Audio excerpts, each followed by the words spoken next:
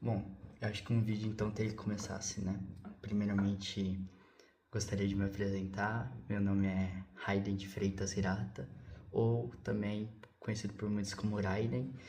E, bom, o que define minha identidade é ser 100% brasileiro, 100% japonês e 100% Chinanchu, Okinawana. E hoje celebramos os 118 anos da chegada do Kasatomaru e quero compartilhar uma história que, bom, vai além dos livros didáticos, que é uma história realmente de coragem, superação, mas também de desafios e verdades silenciadas. Não é como um conto de fada, mas é algo que precisa ser dito para todos. Bom, em 18 de junho de 1908, o navio Kasatomaru atracou no Porto de Santos. Ele trouxe 781 imigrantes japoneses, que desses 324 eram da província de Okinawa. E ao longo da história, dos 240 mil imigrantes japoneses que vieram, 24 mil eram de Okinawa. Números que à primeira vista contam uma história de oportunidades numa nova terra, mas por outro lado também contam uma outra coisa. Mas bom, vou continuar um pouco minha apresentação. Minha mãe é brasileira, meu pai também, sou brasileiro, mas com ascendência japonesa. Minha avó, de origem okinawana, e meu avô, por parte de pai, né, os dois, de origem cristã, de Kyushu. E os meus bisavós de Okinawa chegaram ao Brasil em 1937, a bordo do La Plata Maru. Com eles vieram seus 5 filhos, meus 5 tio-avós, exato. E bom, e aqui no Brasil eles tiveram mais uma filha, que é a minha avó, uma brasileira, nascida no Brasil. E eles vieram em busca dessa terra de oportunidades, atraídos por propagandas e sonhos, como vários outros foram para o Hawaii, como um dos meus tios bisavós, irmão do meu bisavô, que contou que era uma boa forma de se viver, já que durante esse período, né, depois da reforma Meiji, com uma grande revolução industrial que acabou abandonando a maior parte da população, os camponeses que trabalhavam com terras, que não puderam se adaptar a esse novo mundo moderno e foram jogados pelo governo, que tiveram que achar um modo de sobreviver, e um deles foi vir para o Brasil ou para outros países da América. Bom, no solo brasileiro eles não plantaram apenas café, algodão, nem eles nem nenhum imigrante. Eles plantaram uma semente de uma nova vida, de uma identidade nova que florescia. E essa identidade eu acho que cabe como um provérbio okinawan que eu gosto muito. Já ouvi ele 2 vezes durante minha vida e eu sempre carrego ele comigo, que é Ichariba Chode, que é uma vez que nos encontramos somos todos irmãos. E isso representa bem o espírito Nikkei e esse mundo em que nós, esses imigrantes e seus descendentes, eles se juntaram e construíram tudo aquilo que podemos ver nos caicãs, nas cidades do interior de São Paulo, Amazonas, Campo Grande, uh, Tomé Açu, em todo o Brasil, nas colônias japonesas, não oficiais e oficiais, a força da união da comunidade Nikkei. E, bom, mas durante toda essa trajetória, né, que eu tive ao longo da minha vida, eu também pude entrevistar vários parentes meus, que também entrevistei imigrantes, conversei com seus descendentes, e ao estudar toda essa diáspora, né, que foi realmente uma diáspora, não uma imigração em si, uma diáspora realmente desses povos, e eu pude também visitar o Japão, eu percebi que essas oportunidades muitas vezes surgiram como essas oportunidades que eu digo, né, que é ter vindo para o Brasil, eles surgiram como uma exploração de uma nova força de trabalho, uma substituição da força de ex-escravizados por um trabalho quase análogo à escravidão, muito árduo, muito rigoroso e também de promessas de retorno não cumpridas, de pessoas que acreditavam que podiam voltar para o Japão, reencontrar seus parentes e a violação de vários direitos durante toda essa trajetória.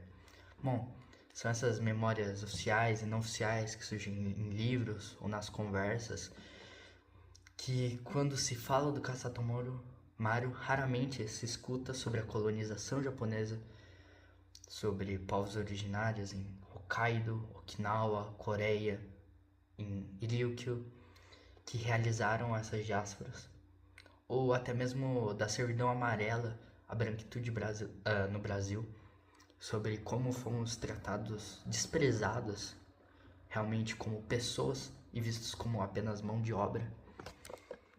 E realmente, hoje, nesses 118 anos de comemoração do Kasatomaru, quero que seja também um dia para sempre lembrar de escutar os mais velhos.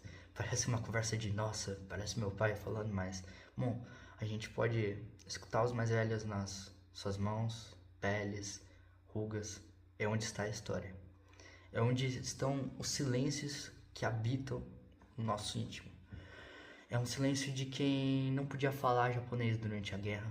O silêncio de quem guardou a dor da exploração para que as gerações futuras pudessem surgir. Também guardar isso é dar a voz a esse silêncio. Eu acho que é fundamental para compreender a plenitude da jornada de nossos antepassados, de entendermos nós mesmos. E quando eu iniciei esse meu trabalho sobre imigração, genealogia, identidade, eu tinha apenas 12 anos. Estava em plena pandemia, eu nem sabia o que aquela curiosidade que eu tive numa conversa com meu avô ia realmente se tornar. De lá pra cá, novamente, né, conversei com meus tios, primos, parentes e pude entrevistá-los, pude viver e tirei muito conhecimento disso tudo.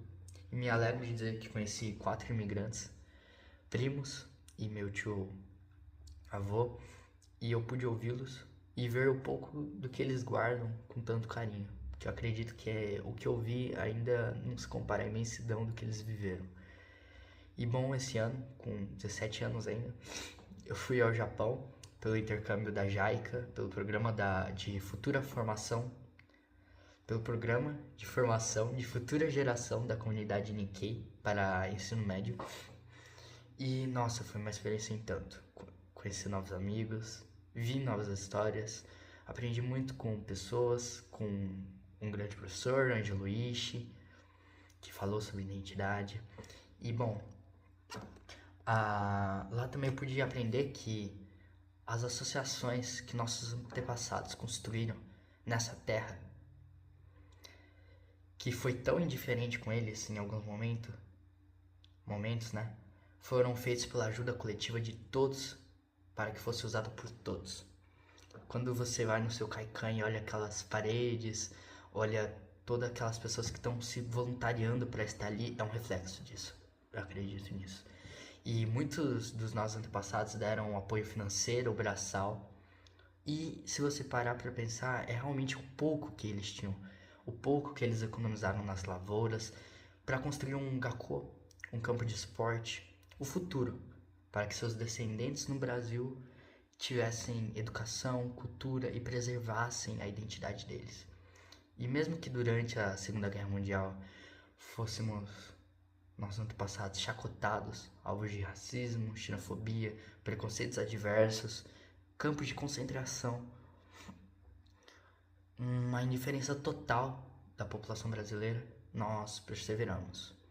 E mesmo que, talvez, sentindo que a partir daquele momento não deveríamos ser mais japoneses, deveríamos ser brasileiros, falar português, ter um cabelo pintado de loiro, cacheados, ou sermos mais brancos, ou termos que esforçarmos o dobro para mostrar que ele é japonês, por isso ele sabe, é inteligente. Literalmente, né, abandonarmos nossas identidades para sermos quem não somos por vergonha de termos essas raízes. Eu digo, bom, somos quem somos, estamos bem assim. sendo nós mesmos. Eu pude ir com amigos para a Copane desse ano e aprendi também muito sobre isso, sobre se aceitar e criar nesse país o que também nos representa. Enquanto lembrarmos, nenhuma história desaparecerá. E realmente, muitos dizem, somos nascidos no Brasil, somos brasileiros, mas também temos nossa identidade. E, bom, eu também acredito, né, que para que as nossas associações não sumam, como está acontecendo não só no Brasil, mas em vários lugares, eu vi e vejo várias associações se desfazendo. Eu acho que o bastão deve ser passado, mas primeiro ensinado, e que deve ser confiado aos jovens. Criar esse espírito coletivo Nikkei que temos carregado com tanto valor em nossos corações para a preservação da nossa cultura, para termos mais empatia, para termos esse coletivo muito forte e menos indiferença, porque sempre o que fizemos foi pensando no outro, foi pensando não só em nós mesmos. E eu acho que assim, passando esse bastão adiante, ensinando e preservando, podemos garantir que daqui 118 anos continuemos comemorando a vinda de japoneses que fugiam de uma situação ruim, encontraram às vezes uma situação pior, mas que perseveraram e no Brasil aqui lutaram e criaram seus descendentes. A minha identidade é 100% brasileira, 100% japonesa, 100% Chinanchu. E me ensinou que ser descendente não é ser metade, e sendo mestiço também não é ser metade. É algo que, em si, é a soma rica e complexa desses mundos. É a celebração de uma herança que nos torna únicos e complexos. E, bom, eu quero agradecer a muito os meus amigos, a minha família, a minha sensei, minhas diversas professoras, né? Realmente guias, não só professoras do jeito profissão, por essa oportunidade. E também, como eu aprendi muito sobre isso com a minha família, por mais que eu não possa expor suas memórias individuais, eu quero lembrar sempre que, por mais que eu não carregue esse sobrenome, Chinan e Aoki e os sobrenomes que eu carrego, Hirata, são sempre algo que devemos valorizar, que foi construído com muita batalha e que possamos construir um futuro melhor com a empatia. E um outro sinal que eu quis fazer de última hora, eu não sou um bom cantor, por isso eu não vou cantar, mas eu sou um péssimo tocador de sanshin também, mas eu gostaria de tocar uma música para homenagear os meus antepassados e meus primos que tanto se dedicaram para me ajudar. A música chama Tensagu no Hana, Tinsagu no Hana, que fala sobre como devemos valorizar todo esse conhecimento que é passado por nossos pais, por quem nos cria. E bom, eu vou tocar, mas novamente peço desculpas por ser tão ruim.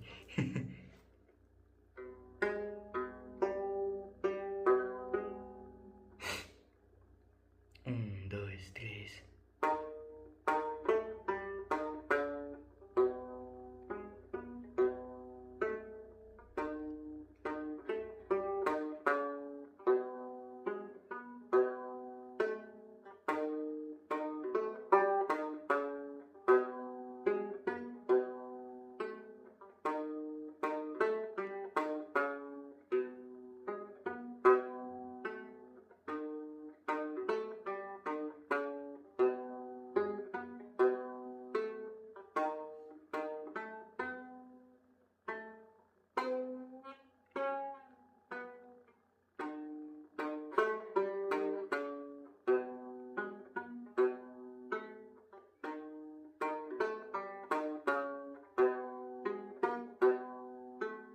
Bom, é isso. Obrigado.